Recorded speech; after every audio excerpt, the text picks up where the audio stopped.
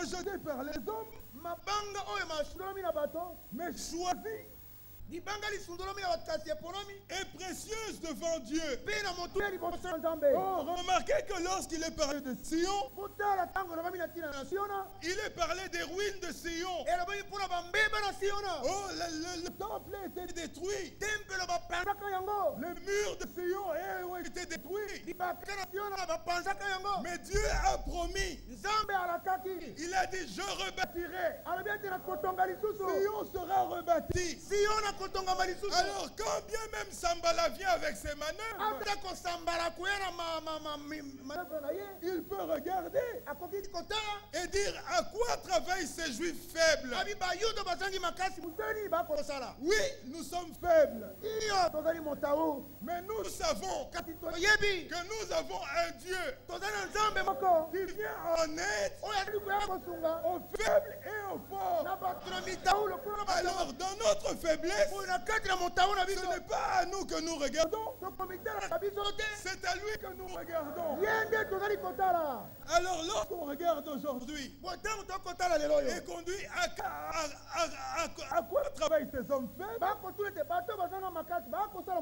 nous disons oui, nous sommes faibles, mais si nous travaillons, ce n'est pas nous qui travaillons, c'est Dieu en nous qui travaille.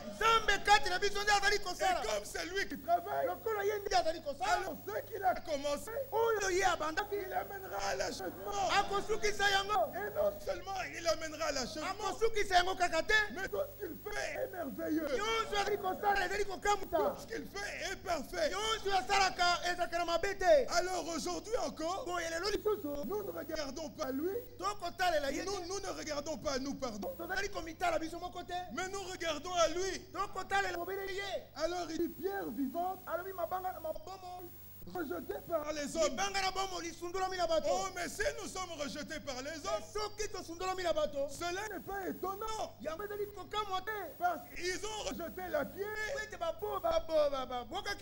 Notre Seigneur Jésus-Christ, qui est devenu la principale de l'âme. Alors s'ils l'ont rejeté, mais cela n'est pas étonnant qu'ils nous rejettent.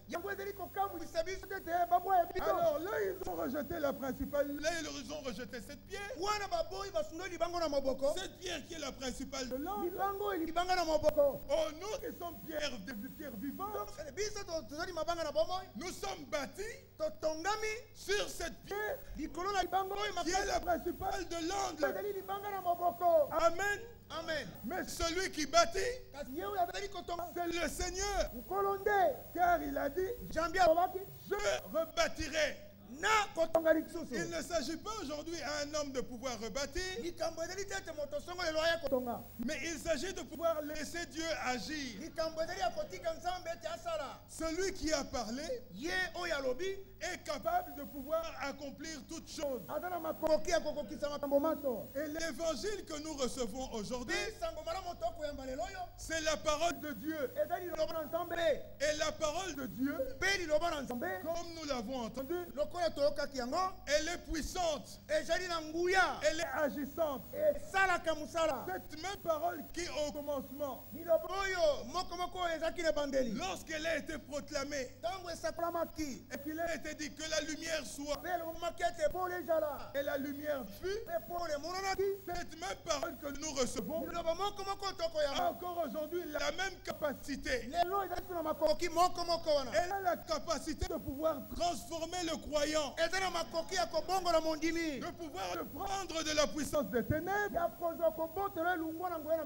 et de pouvoir l'amener à Dieu. Elle a la capacité de pouvoir prendre le croyant des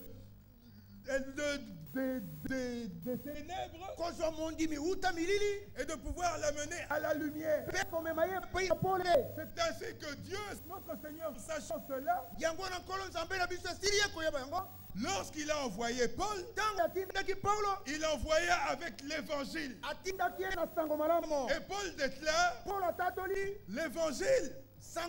Nous pouvons lire cela. C'est dans Romains.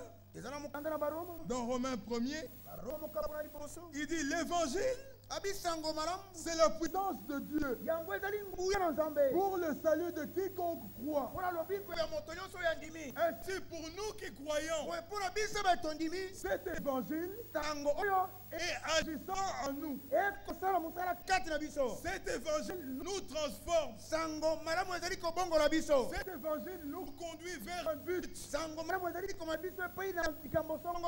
un lieu pour lequel nous avons été prédestinés.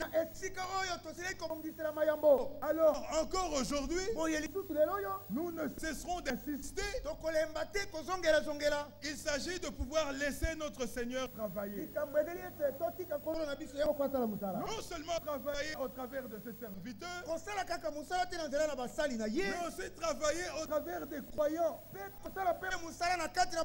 Car tous, nous sommes bénéficiaires de la même grâce. Tous nous avons été appelés par grâce. Et tous nous sommes membres d'un seul corps. Mais comme un corps a divers membres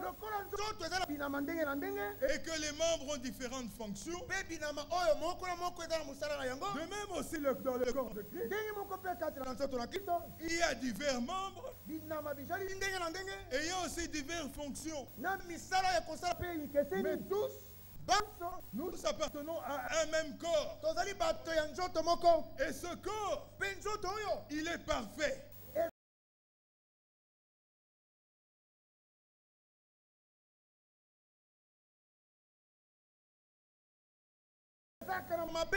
Ainsi le Seigneur dit, comme nous l'avons lu dans Éphésiens, nous terminerons par là. Dans Éphésiens chapitre 2.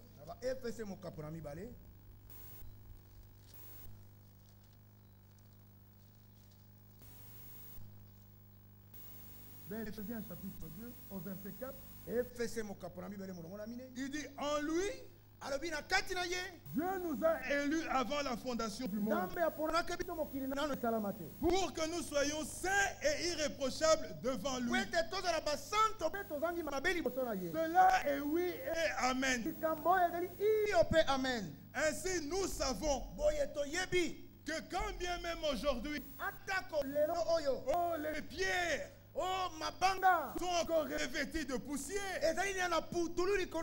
qui a encore des faiblesses, mais l'Écriture dit il se représentera une épouse sans tache, ni ride, ni rien de semblable. Et cela est oui et amen. Alors nous regardons à la fidélité de celui qui a fait la promesse. L'œuvre de Golgotha est une œuvre parfaite. Déjà, le péché a été ôté.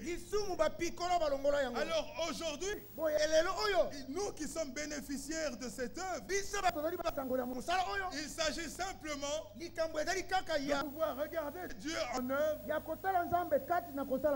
et de voir la victoire de Golgotha. Amen. Amen. Que le Seigneur vous bénisse richement. Attachons-nous à cet évangile. Attachons-nous à la parole. Abandonnons-nous entre ses mains. Et laissons-le, lui qui est le potier, nous façonner, nous l'argile. Car il a résolu de pouvoir faire de nous des vases d'honneur. Et il dit, moi l'Éternel des armées, j'ai résolu. Qui s'y opposera? Les hommes ont leurs desseins, mais les desseins de notre Dieu, non seulement ils s'accomplissent, mais ils s'accomplissent toujours. Alors reposons-nous sur sa fidélité. Que le Seigneur vous bénisse.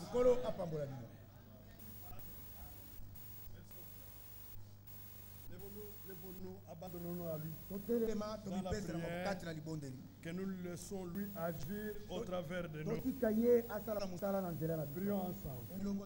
Père, merci de tout cœur pour cette parole puissante que tu nous as envoyée ce matin.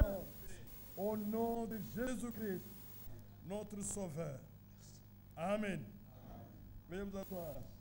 Encore un petit cœur fait David va venir. Avec lui, nous allons terminer la réunion. Il y a d'autres serviteurs parmi nous.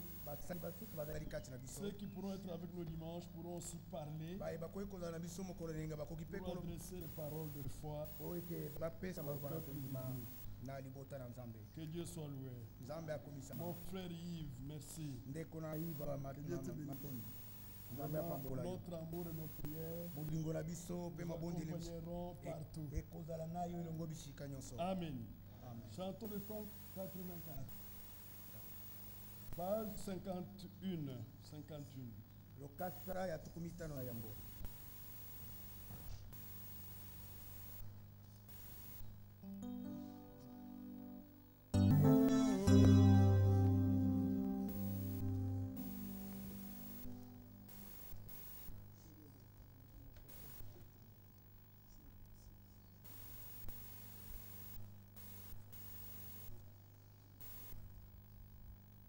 Je vous salue tous dans le nom du Seigneur Jésus-Christ.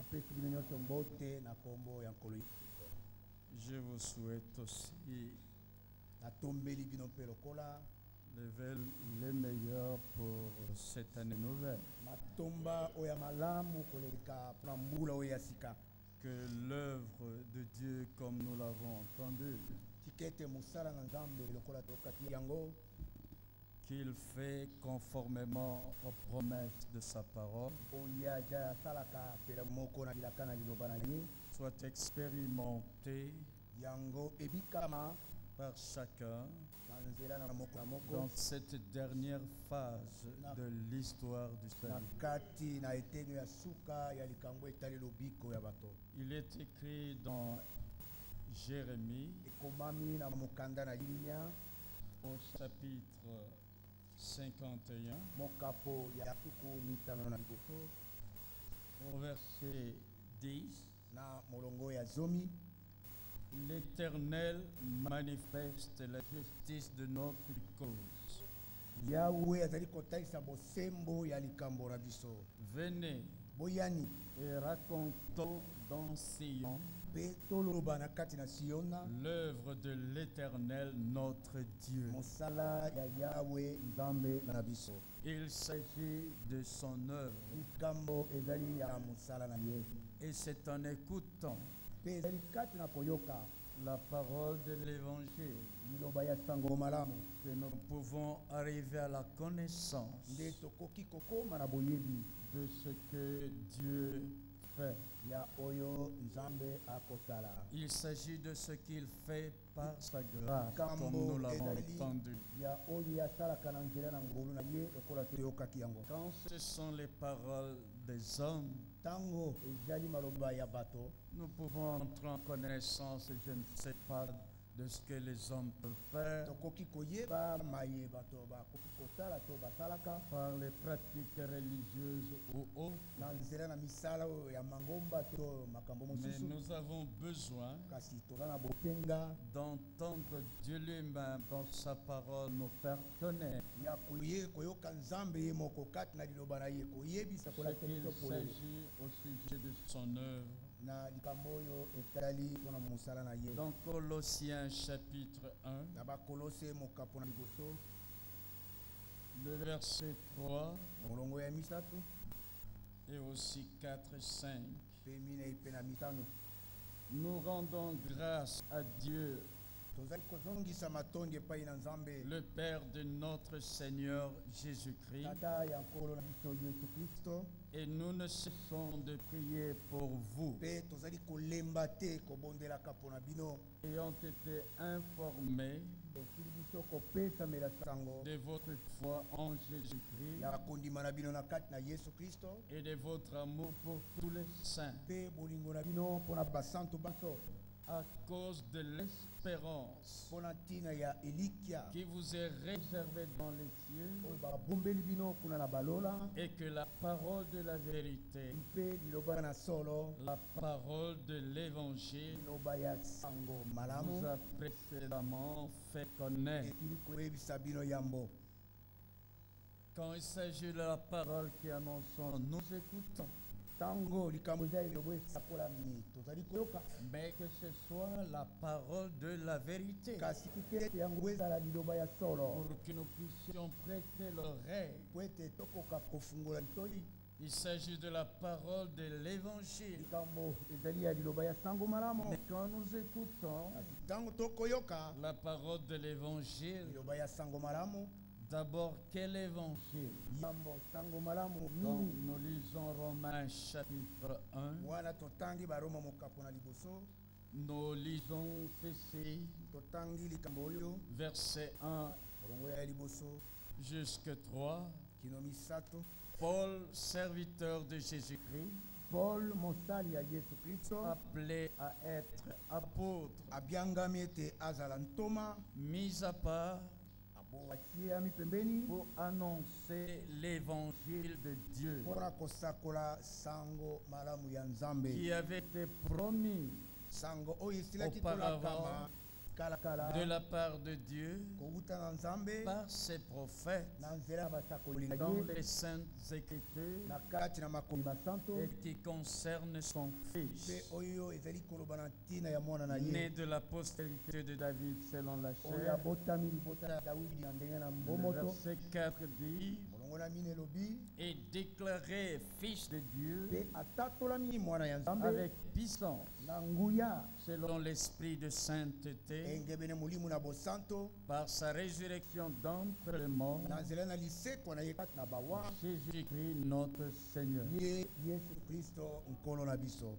La parole de l'évangile, liloba ya sango malamu c'est l'évangile, sango malamu nini l'évangile de Dieu sango malamu ya nzambe qui était promis oyo elakamaki de la part de Dieu kouta na nzambe par ses prophètes na nzela na basakoli dans baye les saintes écritures na kati na makomi et masanto qui concerne son fils. ye oyo ezali koloba na ntina ya mwana na ye. L'évangile vient de mot grec signifiant bonne nouvelle. sango euti na kigeleki koloba ete sango oyo ya malamu En ce qui concerne le Fils de Dieu, na likambo etali mwana ya nzambe la bonne nouvelle était annoncée sango ya malamu koleka esakolamaki dans Luc chapitre 2 na luka mokapo na mibale concernant la naissance du Fils na de likambo Dieu. etali mbotama ya mwana na nzambe Dans Luc chapitre 2, na luka mokapo na mibale il est écrit ceci, ekomami likambo oyo c'est qu'un ange du Seigneur mwanze ya nkolo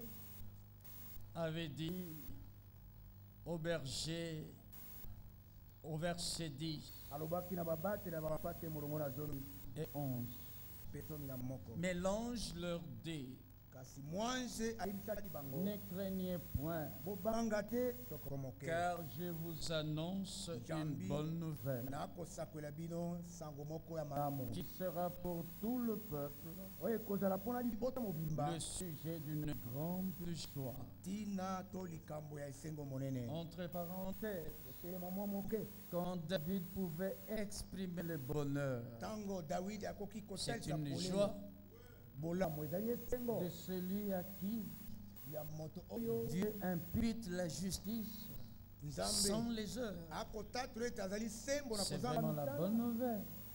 Ezali C'est sango la malamu. bonne nouvelle. Ezali sango malamu Heureux ceux dont les iniquités ont été pardonnées. bapambolami bayemasumu na nkoma limbisami Mais l'œuvre de pardonner, kasi mosala ya mais ça kolimbisa c'est une bonne nouvelle. ezali mosala ya malamu S'il avait laissé soki atikaki cela aux hommes eux-mêmes, atikelaki yango bato nous bango moko serions tous les plus malheureux. mbele biso banza tozali bato ya bwale Mais c'est lui qui pardonne les iniquités. ye nde alimbisaka masumu Il avait déjà promis, asialakaki déjà dans les psaumes 103 libela par na exemple, nzembo kama yokola misato lokola c'est lui qui pardonne tes iniquités. ye nde alimbisaka masumu na yo na nko C'était déjà dans le plan. ezalaki libela na kati na Il mongo a fait écrire ce plan ye akomisisaki mongo oyo pour montrer ce qu'il fera mpona kotalisa oyo akosala na nsima comme bonne nouvelle. lokola sango ya malamu Et à koleka celui qui ne fait pas l'œuvre de se pardonner lui-même, moto azali oyo akosala mosala ya komilimbisa ye parce moko que ça ne peut pas aboutir, po ete ekoki kopesa mbuma mais malamu qui te croit kasi oyo à ce andimi que Dieu avait promis na oyo nzambe dans alakaki l'évangile na kati na sango malamu comme bonne nouvelle lokola sango de malamu faire Alors, en entendant la parole de l'évangile, c'est déjà le sujet d'une grande joie. Alors, il expérimente cette œuvre.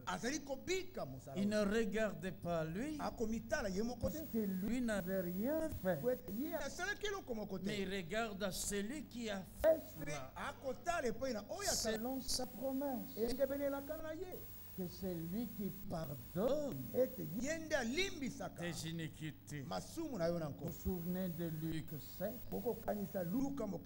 C'est cet homme-là de la loi, ce pharisien, Simon, qui avait appelé Jésus. Mais qu'est-ce qui s'était passé? Comment Jésus a dit à cette femme de mauvaise vie? Il lui dit, tes péchés te sont pardonnés. Mais qu'est-ce qui était dit? Mais qui est celui qui pardonne même les péchés?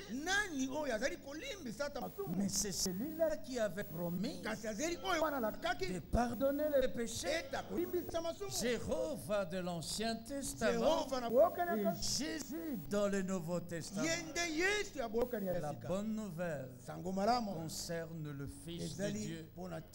À sa naissance, l'ange a dit, pour qu'on entende la bonne nouvelle qui devait faire connaître. Je vous annonce une bonne nouvelle qui sera pour tout le peuple le sujet d'une grande joie. Verset 11 de Luc 2, c'est qu'aujourd'hui, dans la vie de David, il vous est né un sauveur qui est le Christ, le Seigneur. La bonne nouvelle de Dieu dans les Saintes Écritures concerne son Fils. Et voilà à la naissance qui avait fait l'œuvre. Ce n'est pas un homme quelconque, mais c'est Dieu. Il est écrit dans Isaïe, au chapitre 66, au 65.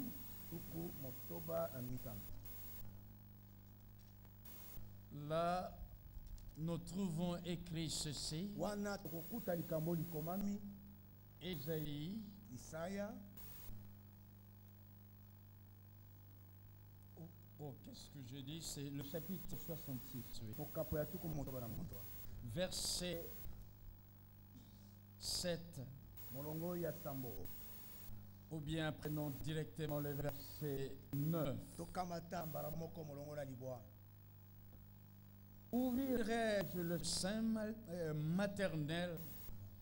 Ouvrirai-je le sein maternel pour ne pas laisser enfanter, dit l'Éternel, moi qui fais naître. Cette œuvre-là de faire naître, que ce soit dans le naturel, que ce soit dans le spirituel, c'est l'œuvre de Dieu. La naissance du Sauveur, le Fils de Dieu, qui concerne la bonne nouvelle de Dieu et qui fait le sujet d'une grande joie, c'est l'œuvre de Dieu. C'est lui qui fait naître. On a fait apprendre seulement, voilà, l'œuvre a été accomplie. Il vous est né un Sauveur qui est le Christ, le Seigneur. Mais de même que le premier-né était né, c'est l'œuvre de Dieu. Ainsi la nouvelle naissance, c'est toujours l'œuvre de Dieu. Il s'agit de la sémence de la parole de Dieu que nous avons à recevoir. Chacun de ceux qui doivent être nés de nouveau doivent avoir la sémence de Dieu, qui est la parole de Dieu, et l'Esprit de Dieu crée alors une vie nouvelle. Parce que la vie elle-même, c'est l'œuvre de Dieu. Mais remarquez, dans la loi, si nous prenons Romains 10, nous trouvons ce qui est écrit au verset 5. En effet, Moïse définit ainsi la justice qui vient de la loi. L'homme qui mettra ces choses en pratique vivra par elle. Donc à celui qui fait une œuvre, qu'il le fasse alors pour atteindre la vie. Or la vie de Dieu, la vie éternelle, mais c'est une bonne nouvelle. C'était promis. Comme Tite nous le dit. Quand nous prenons dans Tite 1,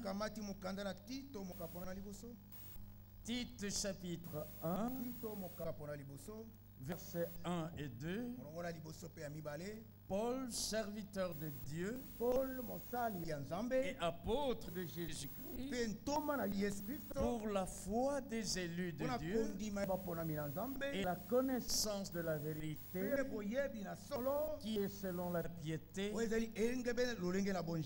lesquels reposent sur l'espérance de la vie éternelle, promise dès les plus anciens temps par le Dieu qui ne ment point. C'est-à-dire de faire quelque chose selon ce qu'il a promis pour donner la vie. Ce que Dieu a promis dans l'Ancien Testament, c'est par grâce qu'il donne cela dans le Nouveau Testament. Mais dans la loi, Moïse définit la justice qui vient de la loi. Celui qui mettra ces choses en pratique, en quelque sorte, pourra alors être heureux d'avoir la vie qui est promise. Mais ce que Dieu promet, c'est Dieu lui-même qui fait cela.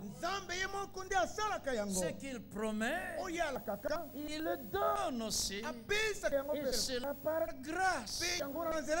C'est par la foi qu'il faut entrer en possession de cela. Voilà le Romains 10, verset 6. Mais voici comment parle la justice qui vient de la foi. Ne dis pas en ton cœur qui montera au ciel. C'est en faire descendre Christ. Ou qui descendra dans la Bible.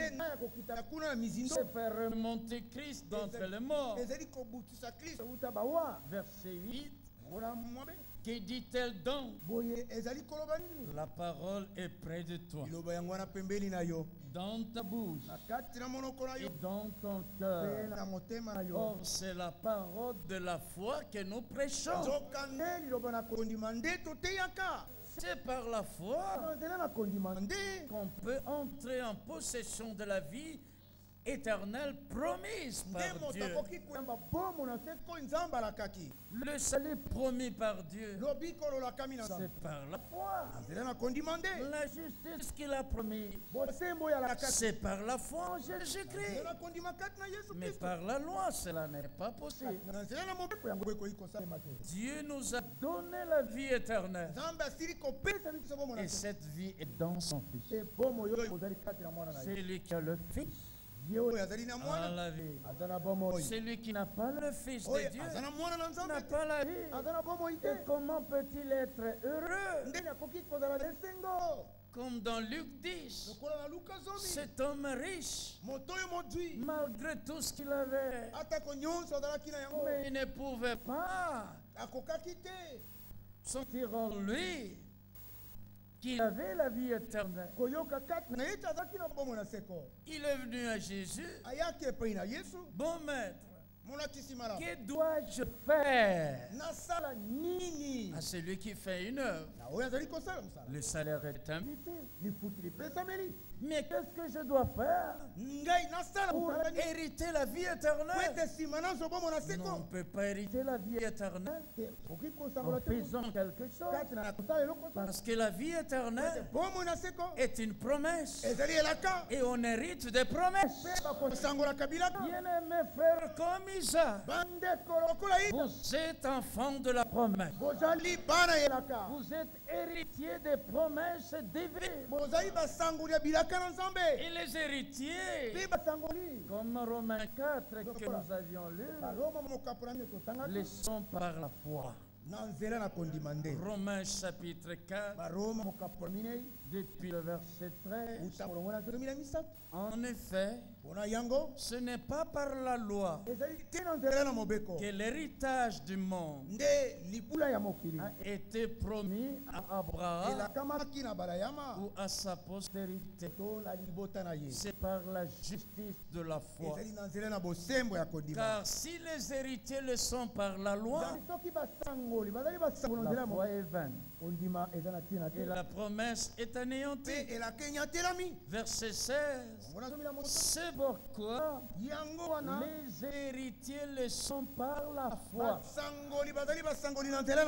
pour que ce soit par grâce, afin que la promesse soit assurée à toute la postérité, non seulement à celle qui est sous la loi, mais aussi à celle qui a la foi d'Abraham, notre Père à tous. Verset 18. Espérant contre toute espérance, il crut, en sorte qu'il devint père d'un grand nombre de nations, selon ce qui lui avait été dit. Verset 19. Il avait persévéré dans la foi, sans faiblir dans la foi. Mais il faut persévérer dans la foi. Hébreux 6 dit, imitez ceux qui par la foi et par la persévérance héritent de promesses. Parce que quand Dieu a fait la promesse à Abraham, ne pouvant jurer par un plus grand que lui, il jura par lui-même. Certainement, je te bénirai et je multiplierai ta postérité. Et Abraham, ayant persévéré, obtint l'effet de la promesse. Les hommes jurent par un plus grand. Mais Dieu, par Abraham, il voulait montrer quelque chose. Non pas seulement à Abraham. Les promesses ont été faites à Abraham et à sa postérité.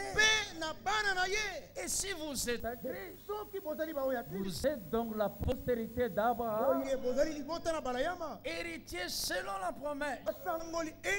Donc en jurant sur lui-même, en parlant à Abraham, enfant d'Abraham, regardez ce que Dieu voulait montrer à chacun d'entre vous. Parce qu'il est écrit dans Hébreux 6, en jurant En disant à Abraham cela, Dieu voulait montrer à un héritier, mais aux héritiers au pluriel de la promesse, l'immuabilité de sa résolution. C'est pourquoi il intervint par un serment, afin que par deux choses immuables, par lequel il est impossible que Dieu ment, nous puissions, nous les héritiers, avoir un puissant encouragement. Voilà pourquoi nous ne perdons pas courage. Comme Abraham, ne faiblissons pas dans la foi, mais allons avec courage, persévérons, parce que Dieu nous a déjà montré qu'il est impossible qu'il mente quand il promet. Il est impossible qu'il mente quand il fait le serment. Alors recevons-nous un puissant encouragement. Ne regardons pas à nous-mêmes. Ne regardons pas aux circonstances. Regardons. En regardant à Abraham, nous regardons à ce que Dieu lui a montré. Nous regardons aussi un modèle de persévérance, parce qu'il n'a pas faibli dans la foi. Il crut sans faiblir dans la foi. Il ne considéra point que son corps était déjà usé, puisqu'il avait près de 100 ans. Verset 20 de Romains 4. Il ne douta point par incrédulité au sujet de la promesse de Dieu. Il fut fortifié par la foi. Gardons la foi pour être fortifié par elle, ayant la pleine conviction que ce qu'il promet, il peut aussi l'accomplir. C'est pourquoi cela lui fut imputé à justice. Mais écoutez le verset 23. Mais ce n'est pas à cause de lui seul qu'il est écrit. Dieu a fait écrire déjà son plan. Il a montré déjà par Abraham. Et il a fait écrire cela. Mais il a dit que ce n'est pas à cause de lui seul qu'il est écrit que cela lui fut imputé dans ce que Dieu avait fait. Parce que le verset 3 nous dit, car que dit l'Écriture, après qu'il soit dit au verset 2, si Abraham a été justifié par les œuvres, il a sujet de se glorifier, mais non devant Dieu. La justification, c'était déjà ce que Dieu avait promis. L'Écriture avait annoncé d'avant, Galates 3, que Dieu justifierait les nations par la foi. L'Écriture avait déjà annoncé d'avant. C'est pourquoi cette bonne nouvelle a été annoncée à Abraham, que les nations seraient bénies. Celui qui croit est béni.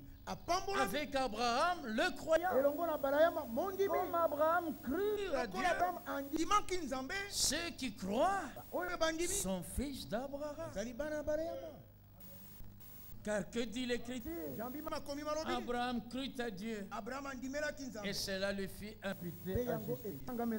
Mais l'œuvre de justification, de justifier l'homme, ce n'est ni l'œuvre d'Abraham, ni de Moïse, ni de qui que ce soit, mais c'est l'œuvre de Dieu. Maintenant, Romains 8, qui accusera les élus de Dieu? Car l'œuvre là de justifier, c'est Dieu qui justifie. Et ils n'ont cru qu'à cette œuvre-là, à ce que Dieu avait fait. Frères et sœurs, ne regardons pas à ce que nous pouvons faire. Parce que quand nous regardons ce que nous faisons, il y aura quelque part, nous sommes des ratés. Quelque part, parce que devant Dieu, il faut que tout soit parfait. Même s'il y a une seule faute, tout est zéro. Soit c'est 100%, soit c'est 0 sur 100.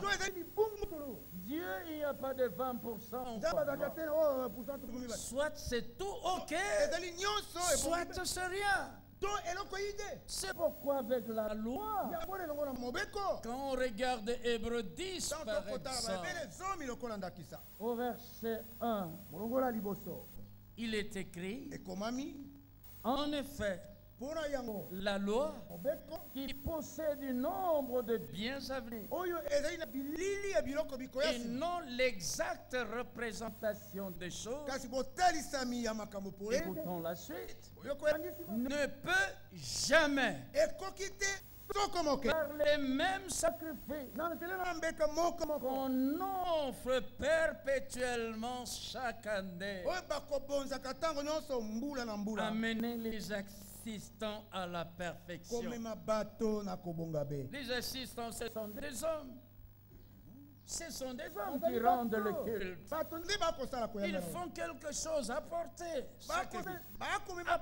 chaque année. Mais ça ne peut jamais amener les assistants à la perfection. Alors Dieu a laissé la loi. Christ est le but même de la loi.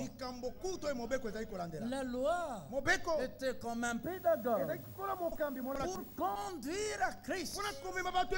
Maintenant, quand Christ est arrivé, la conduite de la loi est terminée. Voilà celui à qui je vous amenais. Et Hébreux dit, verset 14, car par une seule offrande qui a fait l'œuvre d'amener les assistants à la perfection, par une seule offrande, un seul sacrifice, il a amené à la perfection pour toujours ceux qui sont sanctifiés. Bien sûr, ce sont ceux qui se laissent sanctifier aussi. Même la sanctification, c'est son œuvre. Ceux qui se laissent sanctifier. Un enfant qui ne veut pas se laisser laver ne sera pas aussi lavé. C'est lui dont les mains ne sont pas expertes. Un enfant qui cherche à se laver, non, moi-même. L'adulte trouvera toujours la saleté quelque part. Mais il n'y a pas de main plus experte que la main de Dieu. Quand nous nous laissons sanctifier par lui, alors la perfection sera là. Mais déjà par un seul sacrifice, le sacrifice de Christ, Dieu a amené à la perfection par ce sacrifice les assistants. Il les a déjà amenés à la perfection.